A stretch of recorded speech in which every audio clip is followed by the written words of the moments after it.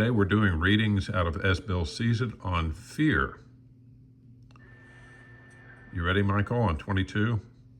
Yes, Fear as a Stepping Stone, page 22. The chief activator of our defects has been self-centered fear. Primarily, fear that we would lose something we already possessed, or would fail to get something we demanded. Living upon a basis of unsatisfied demands, we were in a state of continual disturbance and frustration. Therefore, no peace was to be had unless we could find a means of reducing these demands. For all its unusual destructiveness, we have found that fear can be the starting point for better things. Fear can be a stepping stone to prudence and to a decent respect for others. It can point the path to justice as well as to hate. And the more we have of respect and justice, the more we shall begin to find the love which can suffer much and yet be freely given.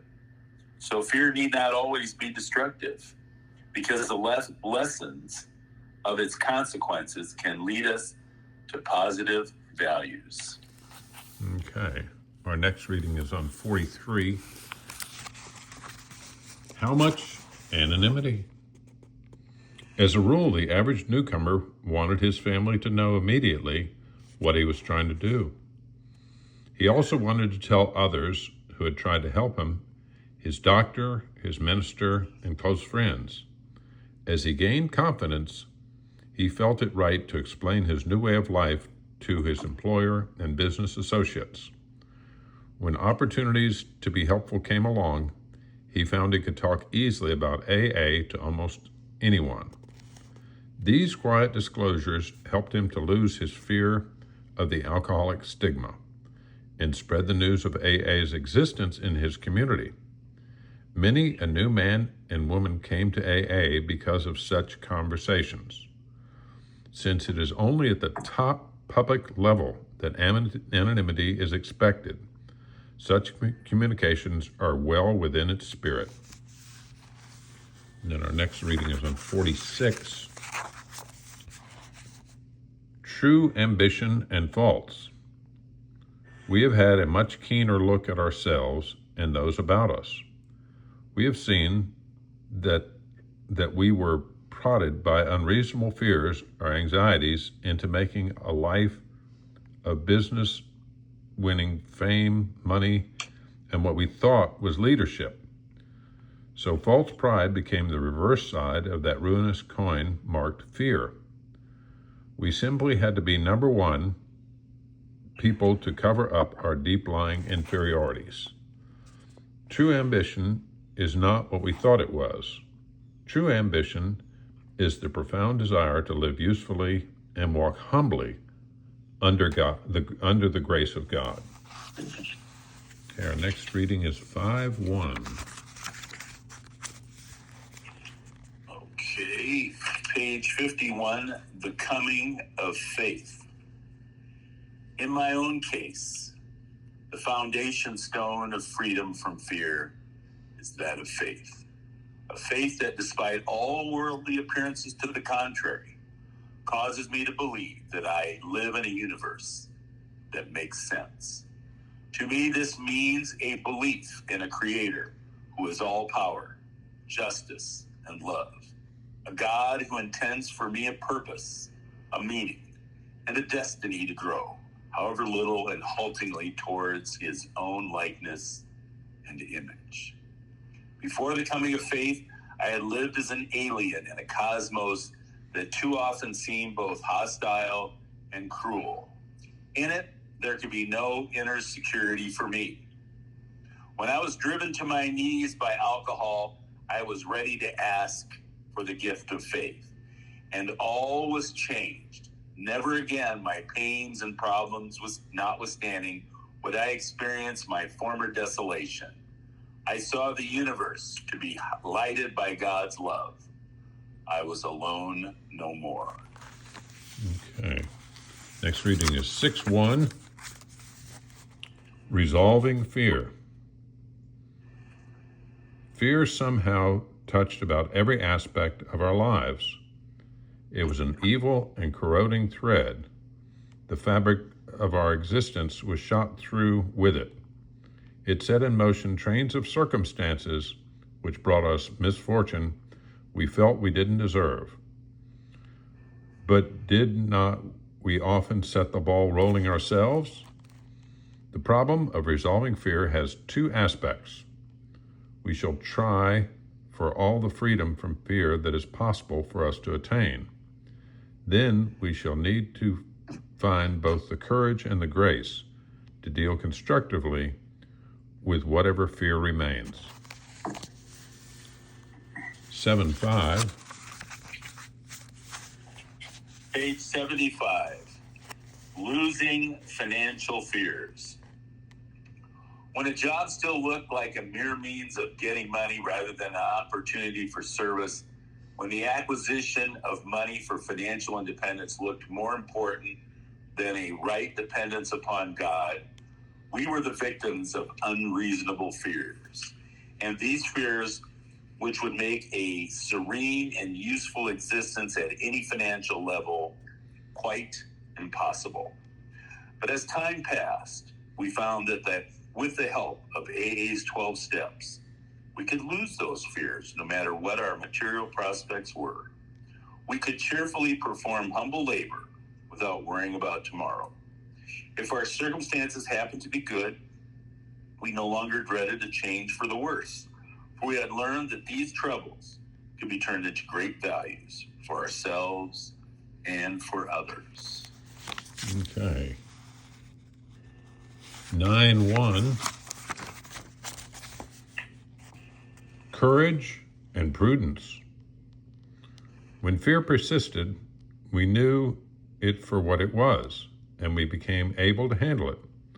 We began to see each adversity as a God-given opportunity to develop the kind of courage which is born of humility rather than of bravado. Prudence is a workable middle ground, a channel of clear sailing between the obstacles of fear on the one side and of recklessness on the other. Prudence in practice creates a definite climate, the only climate in which harmony, effectiveness, and consistent spiritual progress can be achieved. Prudence is rational concern without worry. 92. Ooh, right next page. Page 92, walking toward serenity. When I was tired and couldn't concentrate, I used to fall back on an affirmation toward life that took the form of simple walking and deep breathing. I sometimes told myself that I couldn't do even this, that I was too weak. But I learned that this was the point at which I could not give in without becoming still more depressed. So I would set myself a small stint. I would determine to walk a quarter of a mile, and I would concentrate by counting my breathing. Say 6 steps to each slow inhalation and 4 steps to each exhalation. Having done the quarter mile, I found that I could go on maybe a half mile, more than another half mile, and maybe another. This was encouraging. The false sense of physical weakness would leave me, this feeling being so characteristic of depressions. The walking, and especially the breathing, were powerful affirmations towards life and giving away from fail and living and away from failure and death. The counting represented a minimum discipline and concentration to get some rest from the wear and tear of fear and guilt. Okay. 112. Complete security. Upon entering AA, the spectacle of years of waste threw us into panic. Financial importance was no longer our principal aim, we now clamored for material security. Even when we were reestablished in our business, terrible fears often continue to haunt us. This made us misers and penny pinchers all over again. Complete financial security we must have, or else. We forgot that most alcoholics in AA have an earning power considerably above average. We forget the immense goodwill of our brother AAs who were only too eager to help us to better jobs when we deserve them. We forgot that the actual or potential financial insecurity of every human being in the world. And worst of all, we forgot God. In money matters, we had faith only in ourselves and not much of that. 154.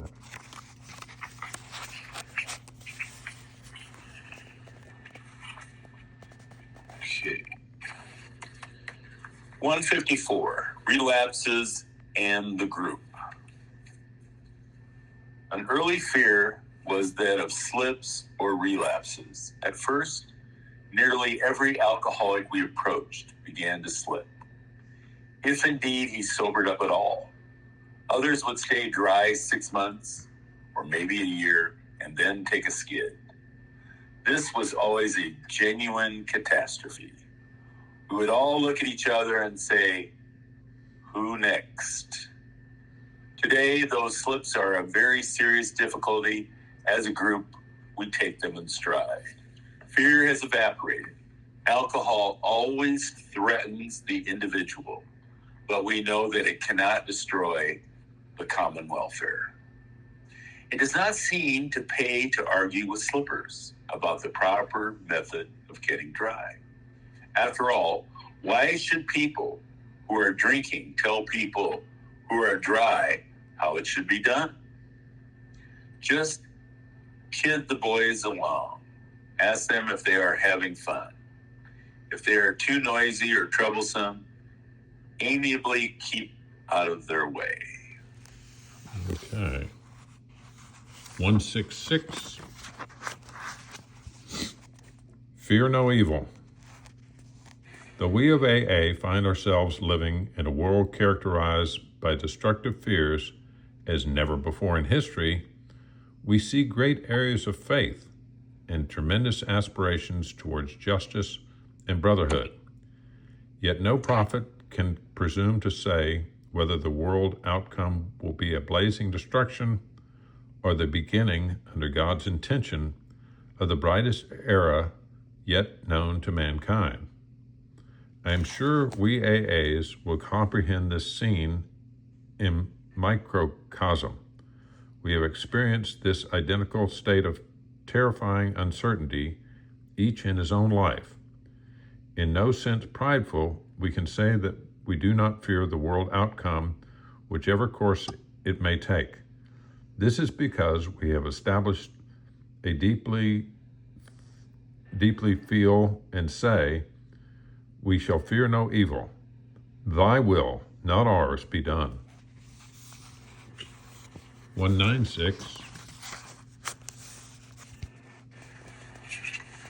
196, antidote for fear.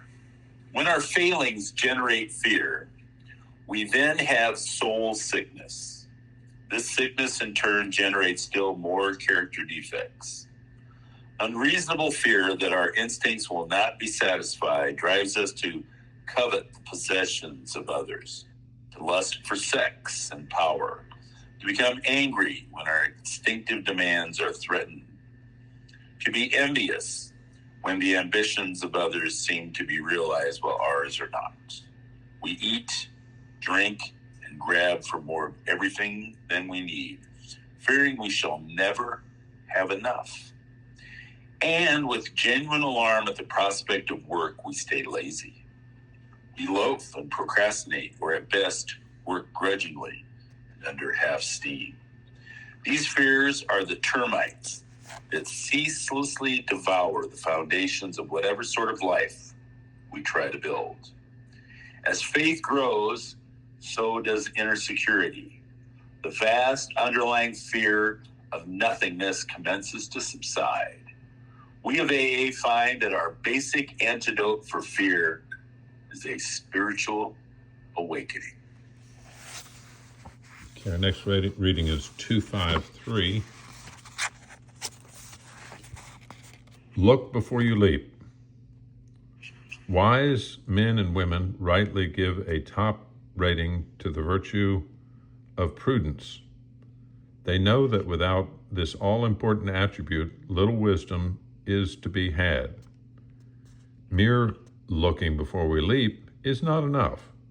If our looking is charged with fear, suspicion, or anger, we had better not have looked or acted at all. We lose the fear of making decisions, great and small, as we realize that should our choice prove wrong, we can, if we will, learn from our experience. Should our decision be the right one, we can thank God for giving us the courage and the grace that caused us to so act. 261.